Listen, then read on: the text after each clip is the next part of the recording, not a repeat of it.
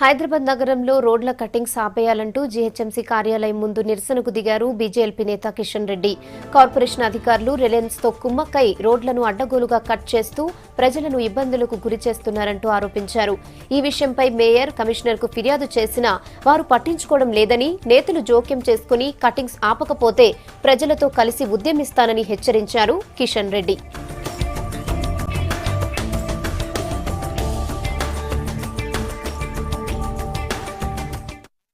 హైదరాబాద్ నగరంలో జీహెచ్ఎంసీ పరిధిలో రోడ్ల పరిస్థితి చాలా అధ్వాన్నంగా ఉంది. గత అనేక రోజులుగా రోడ్లు మరమ్మతులు చేయాలని నేను స్వయంగా ధర్నాలు చేయడం జరిగింది, మా పార్టీ తరఫున ధర్నాలు చేయడం జరిగింది. జీహెచ్ఎంసీ మొద్దు నిద్రలో ఉంది.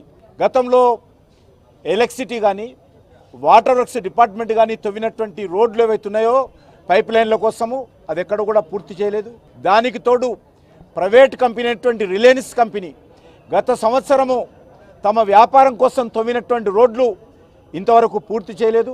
ఇప్పటికే బస్తీలలో ఉన్నటువంటి ప్యాచ్ వర్క్స్, పాడైపోయిన రోడ్లు కానీ, కేబుల్స్ కోసము పైప్ లైన్ల కోసం తవ్వినటువంటి రోడ్లు కానీ అవి మరమ్మతులు పూర్తి చేసేంత వరకు కొత్తగా ఎవరు తవ్వడానికి అనుమతి ఇవ్వకూడదని నిర్ణయం చేయడం జరిగింది. కానీ ఈరోజు రిలయన్స్ కంపెనీ ఎక్కడెక్కడ తవ్వుతున్నారు, ఎన్ని కిలోమీటర్లు తవ్వుతున్నారు, ఏ రోడ్స్ తవ్వుతున్నారు, సబ్లైన్స్ ఏవి తవ్వారో ఈరోజు జీహెచ్ఎంసీ దగ్గర రికార్డే లేదు.